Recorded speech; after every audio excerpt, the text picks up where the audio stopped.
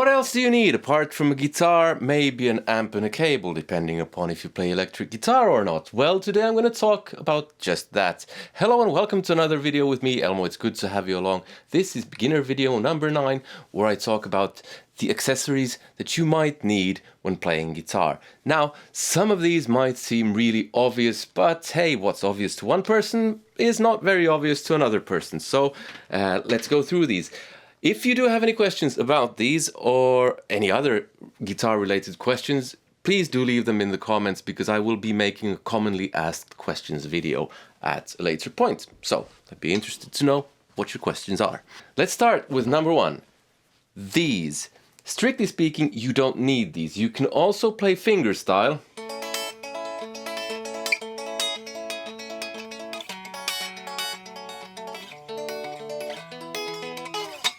But a lot of people prefer using these, me included. Now, they come in different shapes and sizes, these things called picks. Here I have 4 different ones. The first one is made of wood, which is a bit weird, very thick. This one is a Fender heavy, fairly standard type stuff. It's actually a bit thinner than the ones I normally use, because I use really thick ones.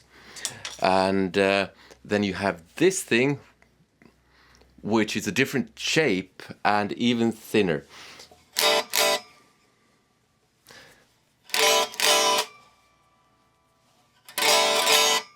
There's a bit of a difference in the way these react, because thinner ones sound a bit brighter. And if you strum a lot, especially if you're an acoustic guitar player playing steel string guitar, I'd go for something thinner. That being said, it's all individual, and I would encourage you to experiment with these. With that in mind, there are a kind of mixed packs that you can get.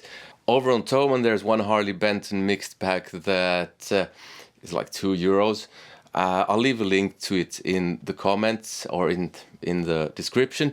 It is an affiliate link, so if you buy something that way, you will support the channel at no extra cost to you. But that's a convenient way to test out different picks, or at least get started with that. I will leave actually all of the things that I mentioned in this video behind that link. Like I said, you can support the channel that way at no extra cost to you. It is an affiliate link. Number 2, probably the most important one. You need something like this. It's a tuner. This is a clip-on tuner. They come in all shapes and sizes as well. You have pedals and so on. But, and this is a fairly expensive clip-on tuner. It will show all of the strings at once. Normally tuners just do one string at a time. That's a TC Electronic Polytune. And like I said, it's a bit expensive for being a clip-on tuner, but you can get cheap ones. They work really fine as well. Now, you don't actually have to buy a tuner. You can get an app. I think there are free apps, and I think they work just fine. At least most of them. But you do need a tuner. I do urge you to learn how to tune your guitar by ear. Not straight away, but when you get a bit comfortable playing, because that will really help as well. It will improve your ear, which is one of your most important assets as a musician. Yes. Next one. This is a packet of strings. You will be needing strings at some point, because at some point you will break a string, and if you want to keep practicing, you will need new strings. It's a good idea to change strings anyway at certain points, because they get dirty and it's not nice if they're really dirty. You can wipe them down with a piece of cloth, that helps. These are acoustic guitar strings. Of course, you need electric guitar strings for an electric guitar, so beware of that. I remember when I was working as a music teacher in middle school, I had a packet of strings on my desk, and one of the students looked genuinely shocked when she saw it and was like, oh, why'd you have that there? And I was like, what are you talking about? Turns out she thought it was a packet of condoms.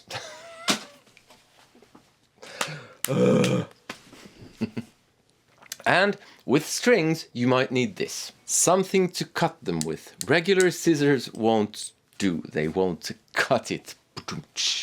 Some, I mean, the strings are longer than this, so you see some people have the rest of the string wound in a ball here. I think it's not very nice. So snip, snip, you cut the ends away. And some guitars have tuning pegs where you have to cut it to the right length. And then there's Floyd Rose guitars where you have to cut the ball ends away. Although, if you're a beginner, I recommend that you don't have a Floyd Rose guitar, because those can be a real pain. Next up, it's this. It's a string winder where you put the string winder there and then you turn, makes it so that you can wind the string faster when you're changing strings. It's not for tuning the guitar. But it's strictly speaking not necessary. But if you play acoustic guitar, you know, the steel string versions have these little posts, what you call them, the pegs that you put into the guitar that hold the string in place. This is a very handy tool to get them out of the guitar. You don't have to use this. You can, and it's very handy. And if you're changing strings, I do recommend one of these because it gets tedious just doing it manually. If you want to go really overboard, you can use this together with one of these, which is a bit that goes on the end of the drill and goes on the tuning, tuning peg, and you can just do it really quickly. If you're a beginner, this is definitely overkill.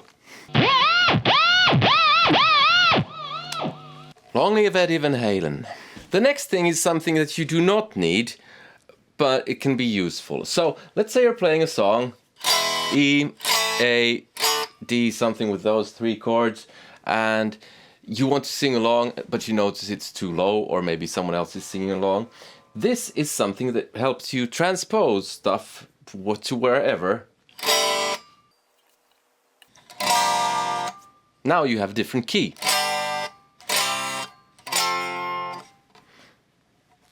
The reason I don't like a capo, this is called a capo, I don't know if I said that, is that I prefer to just do it like this.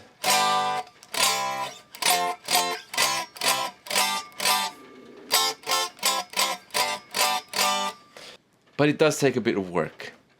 And a capo does make it possible to do some kind of open string stuff in different keys that you couldn't do otherwise. So you might need one. Or you might want one. It started raining again. If you're hearing extra noise, that's rain outside. The next thing you might need is one of these. It's a strap where you can stand up and play the guitar with the help of one of these. Now, one thing I would caution against is lifting the guitar just from the strap. If it's a bit worn or if it's not attached really well, the thing that can happen is this. And then your guitar falls to the floor if you're just holding the strap, and the guitar might break. So even if it has a strap, lift the guitar from the guitar itself. And yeah, there are such things as strap locks which work fine, but you might not have those when you're a beginner. And they're not, strictly speaking, necessary before you start playing live and throwing the guitar about and such. So yeah, a strap, that's something you might need. The next thing is one of these. Now, this is a metronome. It measures gives you the tempo. Why is this good? Well, it will help you develop your sense of rhythm, which is good, of course. But even better than that, it lets you measure your progress because it has numbers on it. So let's say 92 beats per minute sounds like this. And let's say you're working on the first song that I taught you in this series, which was Peter Gunn theme, in the first video. If you haven't watched that, go back and watch it.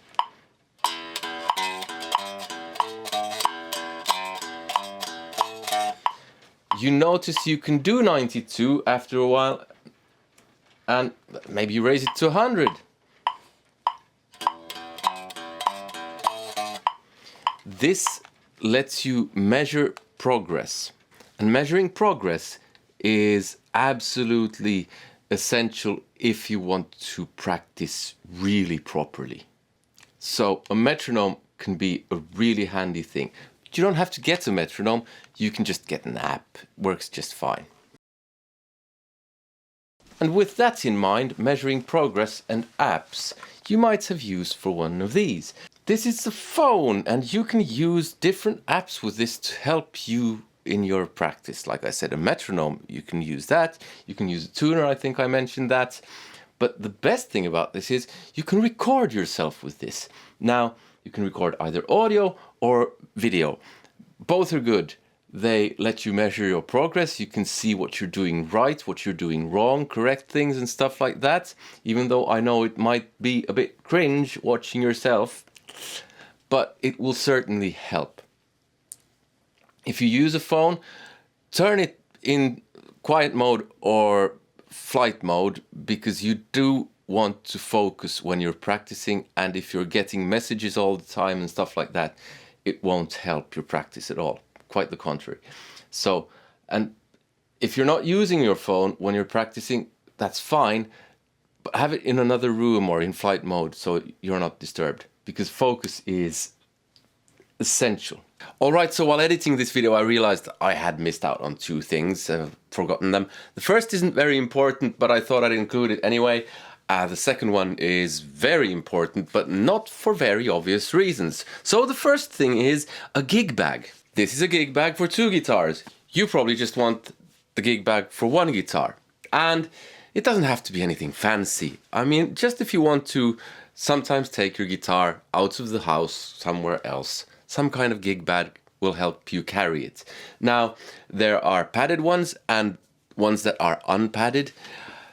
I mean, even an unpadded one, if you treat the guitar carefully, should be fine.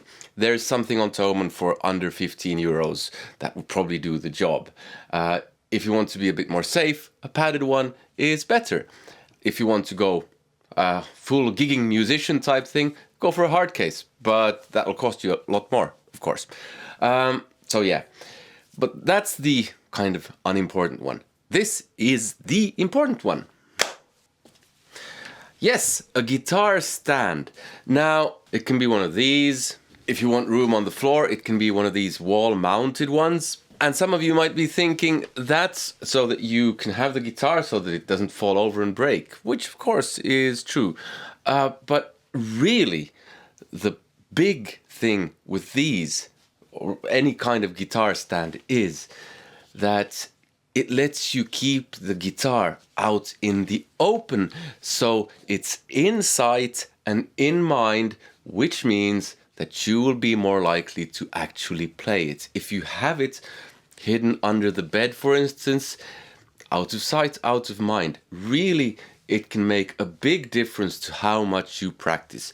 You should have your guitar in a stand so that it's just pick up and play. If you play electric guitar, have your amp and cable ready so you don't have to do anything extra, like, well, I have to search for the guitar, I have to get the cable, unwind the cable, hook it up to the guitar, where's the amp? Yeah, you get the idea. And again, any kind of cheap stuff should do the job. In terms of wall-mounted ones, I use the Koenig und Meyer. Yes, Koenig und Meyer. K&M guitar stands for the walls. Just make sure that when you make the hole, that it's kind of, when you drill everything, so it doesn't fall off the wall, because you don't want the guitar falling off the wall. So a guitar stand can really help you with your practice. Now, if you want real results quickly, or as quickly as possible, you do have to know how to practice. I think that's much more important than what you practice. And if you don't know how to practice, there's a video here where I talk about just that.